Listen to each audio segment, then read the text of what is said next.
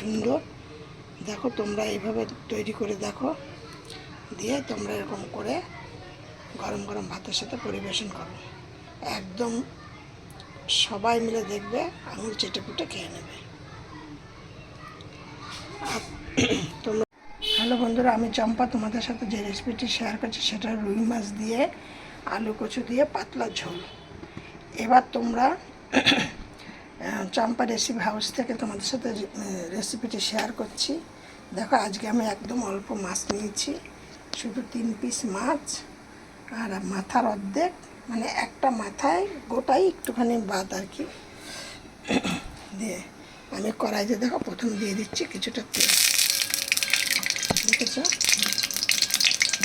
এবার মাছগুলোকে লাল লাল করে ভেজে নেব। এবার রুই মাছ তোমরা এইভাবে করে করে দেখো। আর এতে মশলা দেবো তোমাদের জিরে, আদা, লঙ্কা, ধনে দিয়ে একসাথে পেস্ট করে নিচ্ছি। এই দেখো, এতে আমি একসাথে পেস্ট করে নিচ্ছি। এই যে এবার দেখো তেলটা আমার গরম হয়ে গেছে, তেলের থেকে ধোয়া উঠছে। এবার আমি এর মধ্যে দিয়ে দিচ্ছি মাছগুলো একে একে।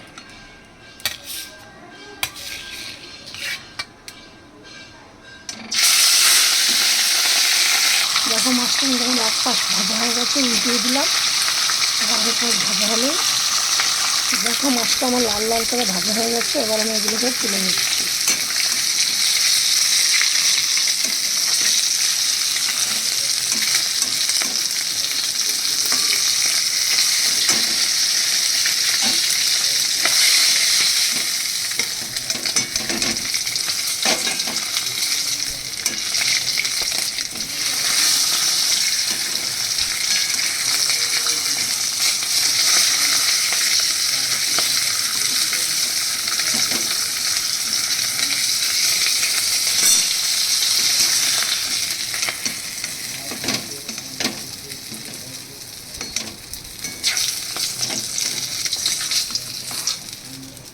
এবার এর মধ্যে দিয়ে দিচ্ছি আলুগুলো,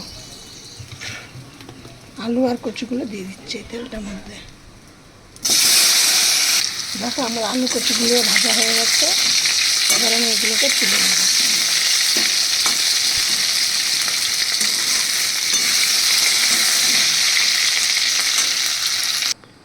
এই ভাজার মধ্যে, এই ভাজাগুলো করেছি তার মধ্যে আবার একটু তেল আছে, তাই সেই তেলের মধ্যে আমি আবার কিছুটা তেল দিয়ে দিলাম, একদম অল্প পরিমাণে।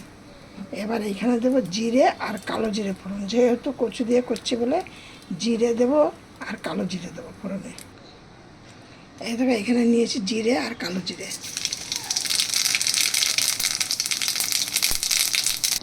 এবার দেখো আমি এইখানে নিয়েছি 1.5 চামচ আদা, জিরে, ধনে, লঙ্কা পেস্ট করা, 1 চামচ হলুদ, কিছুটা নুন, কিছুটা কাশ্মীর লঙ্কার গুঁড়ো আর কিছুটা চিনি।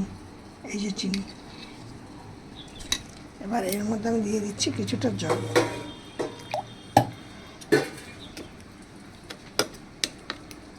এই জলটা যদি না দেয় তারপর শুকনো শুকনো জিনিসগুলো তলায় লেগে যাবে কড়াইতে।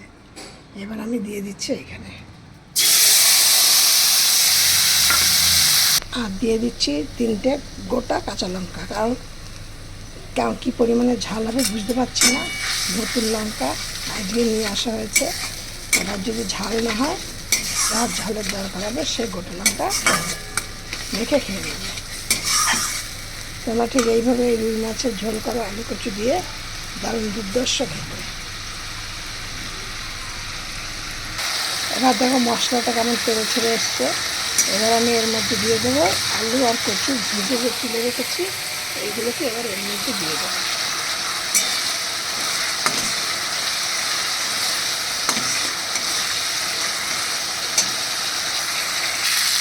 আমার এইটাও কষানো হয়ে গেছে।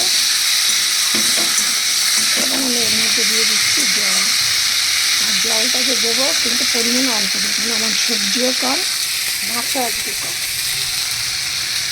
এবার দিয়ে দিলাম জল।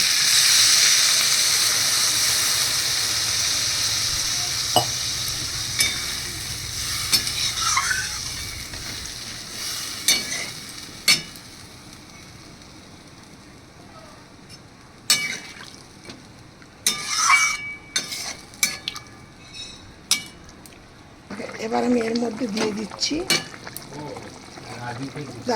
দাঁড়া এর মধ্যে দিয়ে দিলাম এই মাছগুলো।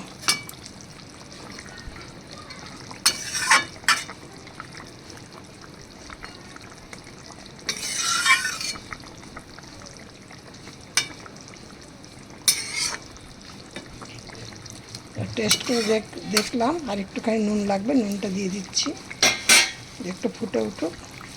দেখো আমার ঝোলটা কি সুন্দর কালার এসছে।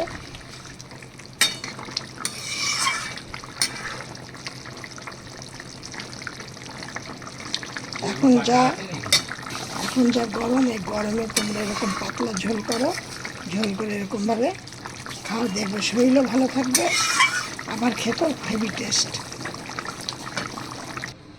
দেখো কত সুন্দর হয়েছে, কালারটা কত সুন্দর এসছে, আলুগুলো কেমন একদম ফাটা ফাটা হয়ে গেছে, কচুটাও তাই, মাছটাও। দয়া করে আমাকে একটা লাইক সাবস্ক্রাইব করে দিও।